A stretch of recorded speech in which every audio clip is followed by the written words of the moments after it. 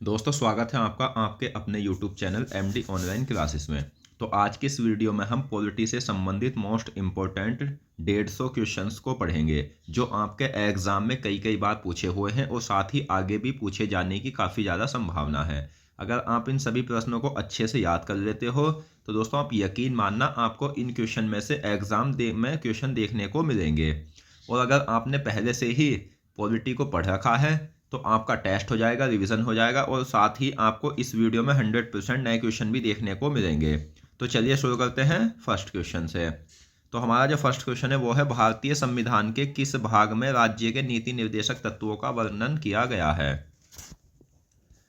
तो भारतीय संविधान में कुल 22 भाग हैं, लेकिन वह भाग कौन सा है जिसके अंतर्गत राज्य के नीति निर्देशक तत्वों का वर्णन किया गया है? तो वह भाग है दोस्तों भाग 4। तो ऑप्शन बी सही आंसर है। नेक्स्ट, किस अनुच्छेद से किस अनुच्छेद तक राज्य के नीति निर्देशक तत्वों का वर्णन किया गया है? तो भाग 4 के अनुच्छेद 36 से 51 तक राज्य के नीति निर्देशक तत्वों का वर्णन किया गया है। नेक्स्ट, राज्य के नीति निर्देशक तत्व किस देश के संविधान से लिए गए हैं? तो राज्य के नीति निर्देशक तत्व जो लिए गए हैं दोस्तों, ये किस देश के संविधान से लिए गए हैं? तो ये लिए गए हैं आयरलैंड के संविधान से। नेक्स्ट, किसने संसदीय व्यवस्था को कैबिनेट व्यवस्था कहा है? तो संसदीय व्यवस्था को कैबिनेट व्यवस्था जो कहा गया है, ये किसके द्वारा कहा गया है? तो ये कहा गया है आइवर जेनिंग्स के द्वारा। आइवर जेनिंग्स के द्वारा संसदीय व्यवस्था को कैबिनेट व्यवस्था कहा गया है। अगला क्वेश्चन, किस व्यवस्था में शक्ति का केंद्र बिंदु कैबिनेट होता है? तो विश्व में जो लोकतांत्रिक सरकार है ये दो भागों में बटी है, एक तो अध्यक्षात्मक और एक संसदीय। तो शक्ति का केंद्र बिंदु कैबिनेट किस सरकार में होता है? तो ये होता है संसदीय व्यवस्था में। तो ऑप्शन बी सही आंसर है। और भारत में संसदीय व्यवस्था को अपनाया गया है। नेक्स्ट, किसे उत्तरदायी सरकार भी कहा जाता है? तो उत्तरदायी सरकार के नाम से जो जाना जाता है वो जाना जाता है किसे? तो संसदीय व्यवस्था को उत्तरदायी सरकार भी कहा जाता है। संसदीय सरकार को उत्तरदायी सरकार क्यों कहा जाता है? आपको याद रखना है कि संसदीय सरकार को उत्तरदायी सरकार कहा गया है। और क्यों कहा गया है? क्योंकि इसमें कैबिनेट जो वास्तविक कार्यकारिणी होती है संसद के प्रति उत्तरदायी होती है और इनका कार्यकाल तब तक चलता रहता है जब तक उन्हें संसद का विश्वास प्राप्त हो। नेक्स्ट, योजना आयोग के पदेन अध्यक्ष कौन होते थे? तो योजना आयोग की स्थापना जो हुई थी वो केसी नियोगी समिति की सिफारिश पर हुई थी। केसी नियोगी कब गठित हुई थी? 1946 में केसी नियोगी समिति। और दोस्तों योजना आयोग की स्थापना 15 मार्च 1950 को हुई थी, जिसके पहले अध्यक्ष जवाहरलाल नेहरू थे।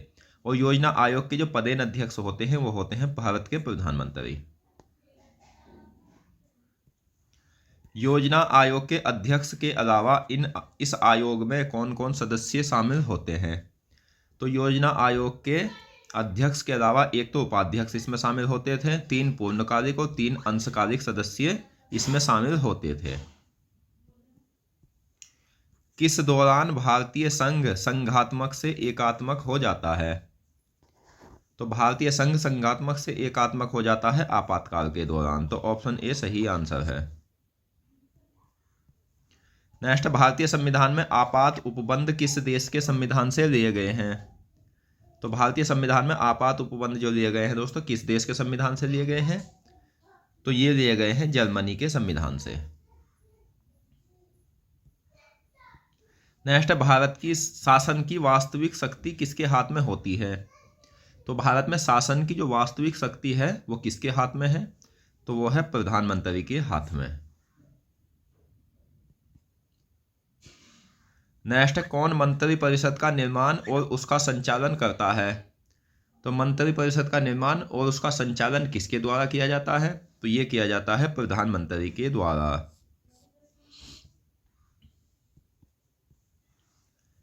लॉर्ड माल्ले ने किसे कैबिनेट रूपी मेहराब की आधारशिला या मंत्रिपरिषद की नींव का पत्थर कहा है? तो लॉर्ड माल्ले ने कैबिनेट रूपी मेहराब की आधारशिला किसे कहा है? तो ये कहा है दोस्तों प्रधानमंत्री को। प्रधानमंत्री को कैबिनेट रूपी मेहराब की आधारशिला किसने कहा है? यानी एग्जाम में एक प्रश्न कितने प्रकार से आपसे पूछा जा सकता है, मैंने उतने ही प्रकार से लिया है। तो प्रधानमंत्री को कैबिनेट रूपी मेहराब की आधारशिला जो कहा है वो लॉर्ड माल्ले ने कहा है। और क्यों कहा है, तो ये आपको याद रखना है कि प्रधानमंत्री को कैबिनेट रूपी मेहराब की आधारशिला इसलिए कहा गया है क्योंकि जिस समय प्रधानमंत्री पद से त्यागपत्र दे देता है या उसकी मृत्यु हो जाती है तो उसी समय मंत्रिपरिषद का अस्तित्व समाप्त हो जाता है। केंद्र सरकार का विधायी अंग होता है, तो केंद्र सरकार का विधायी अंग संसद होता है। नेक्स्ट, किसे संघीय विधायिका के नाम से भी जाना जाता है? तो संघीय विधायिका के नाम से जो जाना जाता है वो जाना जाता है संसद को। अगला क्वेश्चन है, संविधान के किस भाग के अंतर्गत संसद को वर्णित किया गया है? तो संविधान के भाग 5 के अंतर्गत संसद को वर्णित किया गया है। ऑप्शन सी सही आंसर है। भाग 5 के किस अध्याय के अंतर्गत संसद को वर्णित किया गया है? तो भाग 5 के अध्याय 2 के अंतर्गत संसद को वर्णित किया गया है। ऑप्शन सी सही आंसर है। अगला क्वेश्चन, संविधान के भाग 5 में किस अनुच्छेद से किस अनुच्छेद तक संसद का उल्लेख किया गया है? तो संविधान के भाग 5 के किस अनुच्छेद से किस अनुच्छेद तक संसद का उल्लेख है? तो अनुच्छेद 79 से 122 तक। नेक्स्ट, भारतीय शासन प्रणाली का दूसरा आधार स्तंभ क्या है? तो भारतीय शासन प्रणाली का दूसरा आधार स्तंभ जो है दोस्तों वो है संसद, और तीसरा है न्यायपालिका और पहला है कार्यपालिका।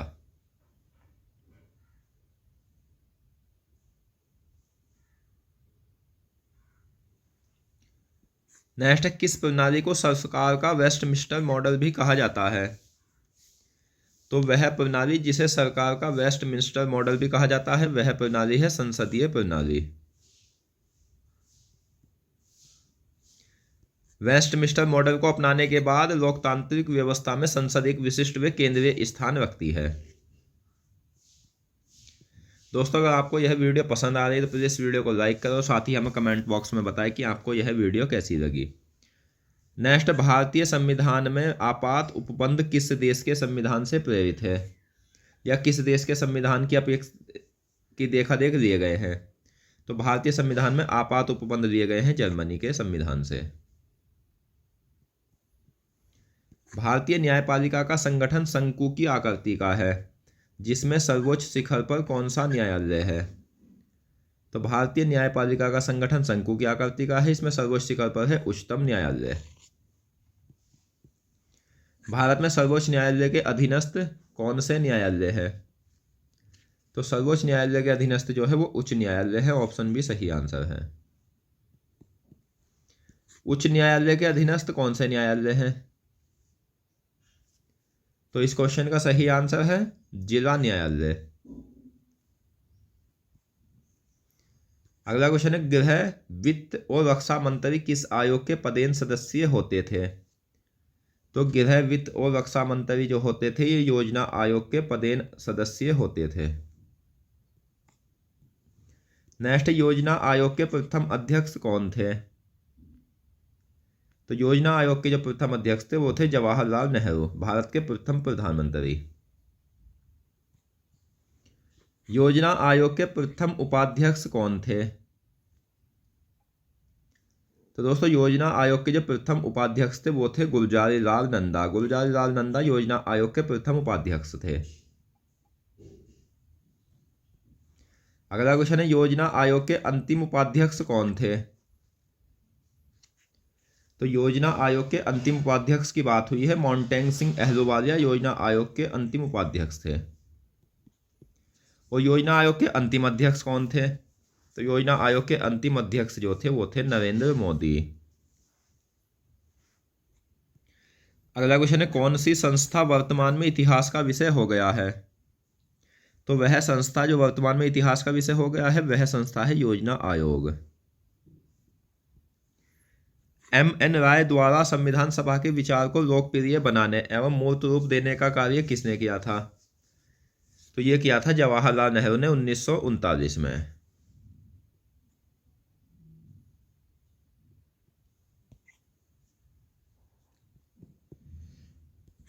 अगला क्वेश्चन है, सामान्यतः प्रत्येक अधिनियम का आरंभ किससे होता है? तो सामान्यतः प्रत्येक अधिनियम का जो आरंभ होता है वो होता है उद्देशिका से। कौन अधिनियम के मुख्य आदर्शों एवं आकांक्षाओं का उल्लेख करती है? तो किसके द्वारा किया जाता है? तो उद्देशिका के द्वारा अधिनियम के मुख्य आदर्शों एवं आकांक्षाओं का उल्लेख किया जाता है। कौन अधिनियम के लक्ष्यों एवं नीतियों को समझने में सहायक होती है? तो होती है उद्देशिका। अगला क्वेश्चन है, संसदीय व्यवस्था में राज्य का संवैधानिक प्रमुख कौन होता है? तो संसदीय व्यवस्था में राज्य का संवैधानिक प्रमुख होता है राज्यपाल। संसदीय व्यवस्था में राज्य का वास्तविक प्रमुख कौन होता है? तो संसदीय व्यवस्था में राज्य का वास्तविक प्रमुख होता है दोस्तों कौन? मुख्यमंत्री। संसदीय व्यवस्था में राज्य का मुखिया कौन होता है? तो सही आंसर है राज्यपाल। नेक्स्ट, संसदीय व्यवस्था में राज्य में सरकार का मुखिया कौन होता है? तो सरकार के मुखिया की बात हुई है, सरकार का मुखिया होता है राज्य में मुख्यमंत्री। केंद्र की तरह राज्य में किसकी स्थिति प्रधानमंत्री के समान होती है? तो केंद्र की तरह राज्य में जो है वो प्रधानमंत्री के समान स्थिति होती है मुख्यमंत्री की।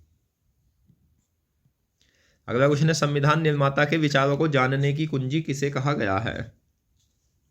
तो संविधान निर्माता के विचारों को जानने की कुंजी कहा गया है उद्देशिका को। 65 वर्ष पुराने योजना आयोग को किसने भंग किया? तो 65 वर्ष पुराने योजना आयोग के स्थान पर नीति आयोग को जो लेकर आए हैं वो लाए हैं प्रधानमंत्री नरेंद्र मोदी। योजना आयोग को प्रधानमंत्री नरेंद्र मोदी ने कब भंग करके इसके स्थान पर नीति आयोग लाने की घोषणा की थी? तो ये की थी 15 अगस्त 2014 में। और ये घोषणा कहाँ की थी? तो लाल किले पर की थी, जो कि लाल किला कहाँ है? दिल्ली में है। अगला क्वेश्चन है, योजना आयोग के स्थान पर नीति आयोग की स्थापना कब हुई थी? तो योजना आयोग के स्थान पर नीति आयोग की स्थापना हुई है 1 जनवरी 2015 को। नीति का पूरा नाम क्या है? तो नीति का पूरा नाम है national institute for transforming India. अगला क्वेश्चन है, राष्ट्रीय भारत परिवर्तन संस्थान किसे कहा जाता है? तो राष्ट्रीय भारत परिवर्तन संस्थान जो कहा जाता है ये भी नीति आयोग को कहा जाता है। और सरकार के थिंक टैंक जिसे बौद्धिक संस्थान भी कहा जाता है के रूप में कार्य कौन करता है? तो सरकार के थिंक टैंक के रूप में कार्य किया जाता है नीति आयोग। नीति आयोग के पदेन अध्यक्ष कौन होते हैं? तो नीति आयोग के जो पदेन अध्यक्ष होते हैं वो होते हैं प्रधानमंत्री। अगला क्वेश्चन, प्रधानमंत्री नरेंद्र मोदी के अध्यक्षता में नीति आयोग की पहली बैठक कब हुई थी? तो प्रधानमंत्री नरेंद्र मोदी की अध्यक्षता में नीति आयोग की पहली बैठक हुई थी 8 फरवरी 2015 को।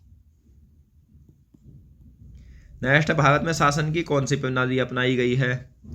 तो भारत में शासन की प्रणाली अपनाई गई है लोकतांत्रिक प्रणाली। लोकतंत्र का आधार क्या है? तो इस क्वेश्चन का सही आंसर है निर्वाचन। निर्वाचन लोकतंत्र का आधार है। लोकसभा और राज्य की विधानसभाओं का निर्वाचन किस आधार पर होता है? तो लोकसभा और राज्य की विधानसभाओं का निर्वाचन होता है वयस्क मताधिकार के आधार पर।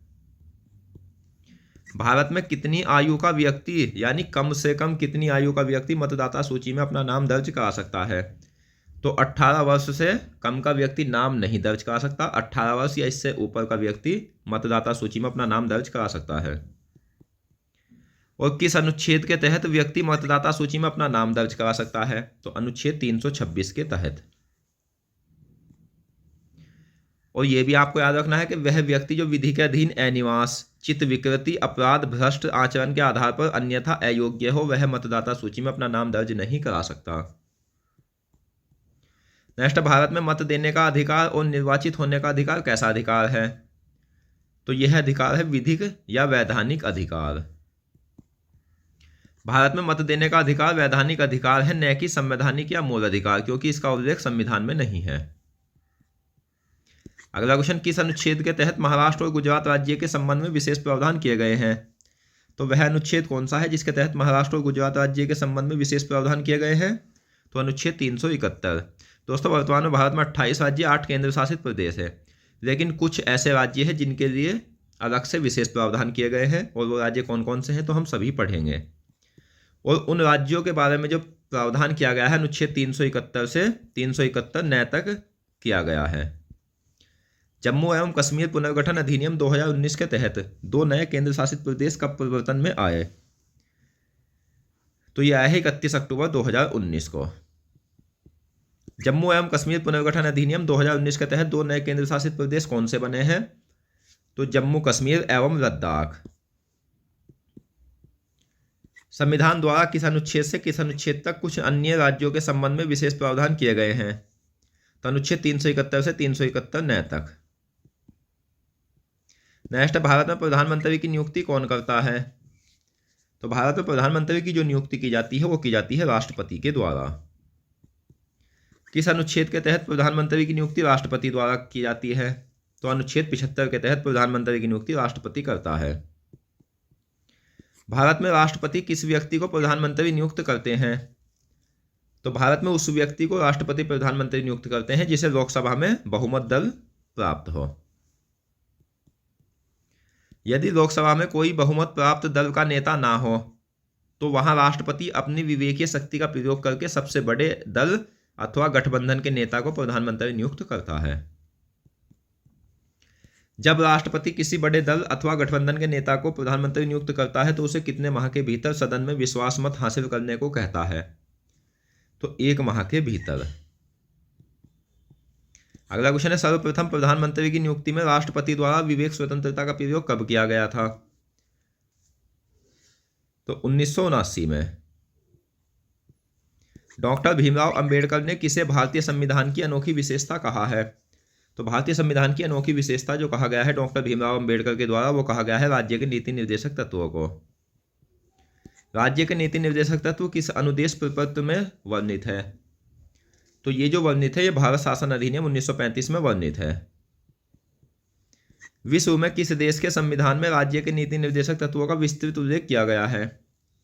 तो विश्व में भारत और आयरलैंड देश के संविधान में राज्य के नीति निर्देशक तत्वों का विस्तृत उल्लेख किया गया है।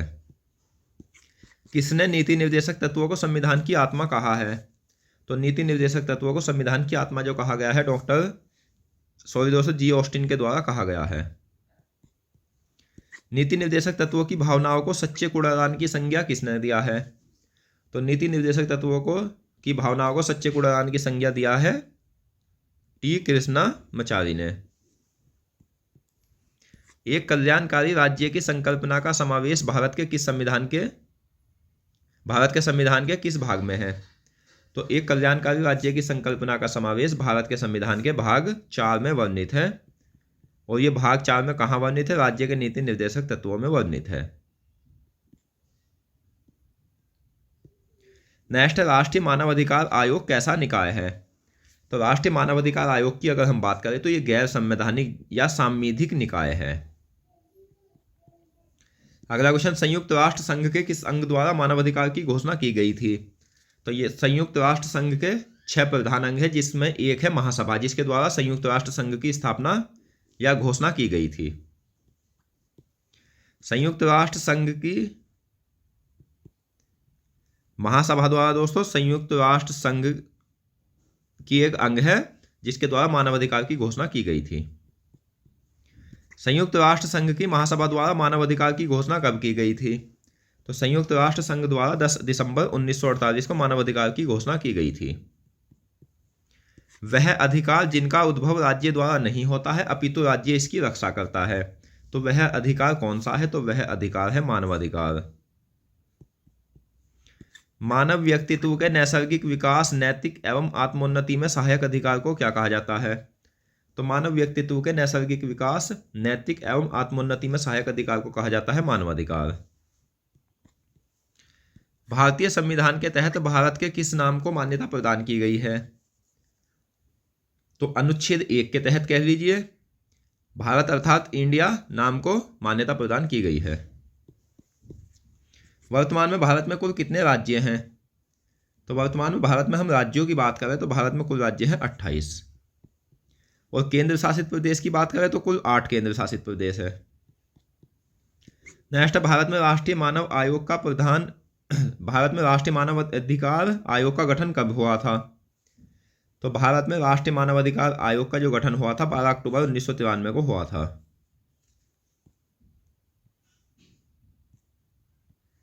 राष्ट्रीय मानवाधिकार आयोग कैसा निकाय है? तो ये गैर संवैधानिक, जिसे सांविधिक निकाय या विधिक संस्था भी कहा जाता है। अगला क्वेश्चन है, राष्ट्रीय मानवाधिकार आयोग का गठन किस अधिनियम के तहत हुआ? तो राष्ट्रीय मानवाधिकार आयोग का जो गठन हुआ है दोस्तों वो हुआ है मानवाधिकार संरक्षण अधिनियम 1993 के तहत। राष्ट्रीय मानवाधिकार आयोग का प्रधान कार्यालय कहाँ स्थित है? तो राष्ट्रीय मानवाधिकार आयोग का जो प्रधान कार्यालय है वो है दिल्ली में। संघ की शासन व्यवस्था के बारे में प्रावधान संविधान के किस भाग के अंतर्गत किया गया है? तो संघ की शासन व्यवस्था के बारे में प्रावधान किया गया है संविधान के भाग 5 के अंतर्गत। और किस अनुच्छेद से किस अनुच्छेद तक किया गया है? तो भाग 5 के अनुच्छेद 52 से 151 तक। नेक्स्ट, देश में मानव अधिकारों का प्रहरी कौन है? तो राष्ट्रीय मानवाधिकार आयोग। वे अधिकार जो संविधान द्वारा अभिनिश्चित या अंतर्राष्ट्रीय संधियों में निर्मित और भारत में न्यायालय द्वारा अधिरोपित किए जाने वाले जीवन, स्वतंत्रता, समता और व्यक्तिगत मर्यादा से संबंधित है, तो वह अधिकार है मानवाधिकार। अगला क्वेश्चन है, वह वैधानिक दस्तावेज जो उस देश की जनता के विश्वास और उसकी आकांक्षाओं को प्रतिबिंबित करती है क्या कहलाता है? तो वह वैधानिक दस्तावेज कहलाता है संविधान। मूल अधिकार व्यक्ति और राज्य के बीच सामंजस्य स्थापित कर राष्ट्रीय एकता और शक्ति में वृद्धि करते हैं, यह कथन किसका है? तो यह कथन है एम.वी. पायली का। मूल अधिकार का सर्वप्रथम विकास कहाँ हुआ था? तो मूल अधिकार का सर्वप्रथम विकास जो हुआ था वो ब्रिटेन में हुआ था। मूल अधिकार संबंधी प्रथम लिखित दस्तावेज क्या था? तो मूल अधिकार संबंधी प्रथम लिखित दस्तावेज था अधिकार पत्र, जिसे मैग्ना कार्टा भी कहा जाता है। मूल अधिकार संबंधी प्रथम लिखित दस्तावेज अधिकार पत्र किसके द्वारा हस्ताक्षरित किया गया था? तो यह हस्ताक्षरित किया गया था सम्राट जॉन के द्वारा। और कब किया गया था? तो 1215 में। राज्यों की शासन व्यवस्था के बारे में प्रावधान संविधान के किस भाग के अंतर्गत किया गया है? तो राज्यों की शासन व्यवस्था के बारे में प्रावधान किया गया है भाग 6 के अंतर्गत। राज्यों की शासन व्यवस्था के बारे में प्रावधान भाग 6 के किस अनुच्छेद से किस अनुच्छेद के अंतर्गत किया गया है? तो अनुच्छेद 152 से 237 तक। राज्यों का संविधान किस भाग को कहा जाता है? तो राज्यों का संविधान जो कहा जाता है वो भाग 6 को कहा जाता है। अगला क्वेश्चन है, भारतीय शासन प्रणाली का तीसरा आधार स्तंभ क्या है? तो भारतीय शासन प्रणाली का जो तीसरा आधार स्तंभ है दोस्तों वो है न्यायपालिका। भारत की शासन प्रणाली कैसी है? तो भारत की शासन प्रणाली है संघीय।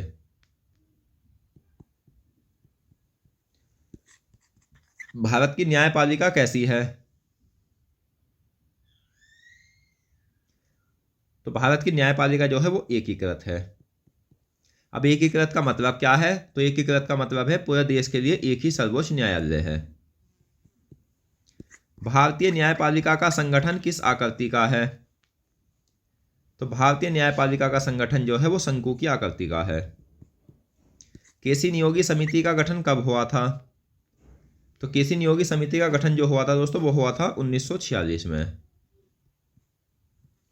योजना आयोग का गठन कब हुआ था? तो योजना आयोग का गठन हुआ है दोस्तों कब? 15 मार्च 1950 को। योजना आयोग कैसा निकाय है? तो योजना आयोग जो है परामर्शदात्री तथा गैर संवैधानिक निकाय है। केंद्र शासित प्रदेशों की शासन व्यवस्था के बारे में प्रावधान संविधान के किस भाग के अंतर्गत किया गया है? तो केंद्र शासित प्रदेशों की शासन व्यवस्था के बारे में प्रावधान किया गया है भाग 8 में। और भाग 8 में अनुच्छेद 239 से 242 तक किया गया है। संसदीय शासन प्रणाली में सर्वाधिक महत्वपूर्ण पद किसका होता है? तो संसदीय शासन प्रणाली में सर्वाधिक महत्वपूर्ण पद है किसका? प्रधानमंत्री का। और नाम मात्र का पद किसका है? तो संसदीय शासन प्रणाली में नाम मात्र का पद है दोस्तों राष्ट्रपति का। अगला क्वेश्चन, संसदीय व्यवस्था में वास्तविक कार्यकारी शक्तियां किसमें निहित है? तो संसदीय व्यवस्था में वास्तविक कार्यकारी शक्तियां जो है वो प्रधानमंत्री में निहित है। किस अनुच्छेद में राज्य शब्द को परिभाषित किया गया है? तो वह अनुच्छेद 152 है जिसके अंतर्गत राज्य शब्द को परिभाषित किया गया है। अनुच्छेद 152 में राज्य शब्द के अंतर्गत कौन सा राज्य नहीं आता है? तो अनुच्छेद 152 में राज्य शब्द के अंतर्गत जम्मू कश्मीर नहीं आता है। नेक्स्ट, भारत में राज्य का प्रमुख कौन होता है? तो भारत में राज्य का प्रमुख होता है राष्ट्रपति। अगला क्वेश्चन, भारत में सरकार का प्रमुख कौन होता है? तो इस क्वेश्चन का सही आंसर है प्रधानमंत्री भारत में सरकार का प्रमुख होता है। संविधान के किस भाग के अंतर्गत आपातकालीन उपबंधों का प्रावधान किया गया है? तो वह भाग है संविधान का भाग 18 जिसके अंतर्गत आपातकालीन उपबंधों का प्रावधान किया गया है। नेक्स्ट, संविधान के भाग 18 में किस अनुच्छेद से किस अनुच्छेद तक आपात उपबंध का प्रावधान किया गया है? तो अनुच्छेद 352 से 360 तक। संविधान के किस भाग के अंतर्गत संघ और उसके राज्य क्षेत्र की चर्चा की गई है? तो भाग 1 के अंतर्गत। अगला क्वेश्चन है, संघ और उसके राज्य क्षेत्र किस अनुच्छेद से किस अनुच्छेद तक वर्णित किए गए हैं? तो भाग 1 के अनुच्छेद 104 तक। नेक्स्ट है, किस अनुच्छेद के अनुसार भारत राज्यों का एक संघ होगा? तो अनुच्छेद 1 के अनुसार भारत राज्यों का एक संघ होगा। किस अनुच्छेद के अनुसार भारत का नाम इंडिया अर्थात इंडिया और भारत दोनों स्वीकार किया गया है? तो अनुच्छेद 1 के अनुसार भारत का नाम इंडिया और भारत दोनों स्वीकार किया गया है। अगला क्वेश्चन है, भारतीय संविधान का ढांचा कैसा है? तो भारतीय संविधान का जो ढांचा है वो संघीय है। अनुच्छेद 1 के अनुसार भारतीय क्षेत्र को कितनी श्रेणियों में बांटा गया है? तो अनुच्छेद 1 के अनुसार भारतीय क्षेत्र को 3 श्रेणियों में बांटा गया है, राज्यों के क्षेत्र, संघ क्षेत्र और ऐसे क्षेत्र जिन्हें किसी भी समय भारत सरकार द्वारा अधिग्रहित किया जा सकता है। भारतीय संविधान की किस अनुसूची में राज्यों एवं संघ शासित प्रदेशों के क्षेत्र को दर्शाया गया है? तो भारतीय संविधान की वह अनुसूची जिसमें राज्यों एवं संघ शासित राज्यों के क्षेत्र को दर्शाया गया है, अनुसूची 1। विश्व में लोकतांत्रिक सरकार किन प्रकार में वर्गीकृत है? तो विश्व में लोकतांत्रिक सरकार जो है ये अध्यक्षात्मक सरकार और संसदीय सरकार 2 भागों में वर्गीकृत है। भारत में किस प्रकार की लोकतांत्रिक सरकार है? तो भारत में संसदीय सरकार है। सरकार की संसदीय व्यवस्था में कार्यपालिका अपनी नीतियों एवं कार्यों के प्रति किस उत्तरदायी होती है? तो कार्यपालिका अपनी नीति एवं कार्य के प्रति उत्तरदायी होती है विधायिका के। वह शासन व्यवस्था जिसके अंतर्गत कार्यपालिका अपनी नीतियों एवं कार्यों के लिए विधायिका के प्रति उत्तरदायी नहीं होती, तो अध्यक्षात्मक। किसे कैबिनेट सरकार या उत्तरदायी सरकार अथवा सरकार का वेस्टमिंस्टर स्वरूप भी कहा जाता है? तो संसदीय सरकार को। ब्रिटेन, जापान, कनाडा और भारत में किस प्रकार की शासन व्यवस्था को अपनाया गया है? संसदीय सरकार को अपनाया गया है। किस प्रकार की शासन व्यवस्था को गैर उत्तरदायी, गैर संसदीय या निश्चित कार्यकारी व्यवस्था भी कहा जाता है? तो अध्यक्षात्मक सरकार को कहा जाता है। अमेरिका, ब्राजील, रूस, श्रीलंका आदि में किस प्रकार की शासन व्यवस्था को अपनाया गया है? तो अध्यक्षात्मक सरकार को अपनाया गया है। नेक्स्ट, संविधान सभा के विचार का प्रतिपादन सर्वप्रथम किसके द्वारा किया गया था? तो इंग्लैंड के समानतावादियों और सर हेनरी मैन के द्वारा। और इसे जो व्यवहारिक रूप प्रदान किया गया था वो प्रदान किया गया था अमेरिका और फ्रांस के द्वारा। तो सही आंसर है दोनों।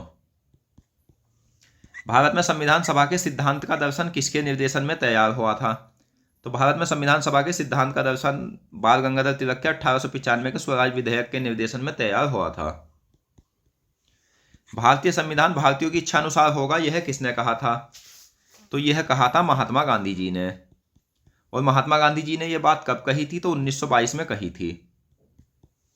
ब्रिटिश सरकार के सम्मुख संविधान सभा के निर्माण की मांग मोतीलाल नेहरू ने कब प्रस्तुत की थी? तो ब्रिटिश सरकार के सम्मुख संविधान सभा के निर्माण की मांग मोतीलाल नेहरू ने 1924 में प्रस्तुत की थी। औपचारिक रूप से संविधान सभा के विचार का प्रतिपादन किसने किया था? एम.एन. राय ने किया था।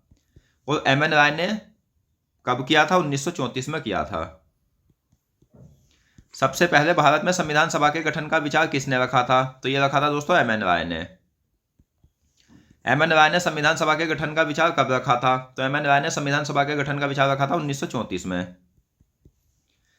तो दोस्तों आज की इस वीडियो में हमने भारतीय संविधान से संबंधित मोस्ट इंपोर्टेंट 150 क्वेश्चंस को पढ़ा और मैं आशा करता हूँ क्वेश्चंस आपको अच्छे समझ आ गए होंगे। तो मिलते हैं नेक्स्ट वीडियो में और अन्य महत्वपूर्ण प्रश्नों के साथ। धन्यवाद।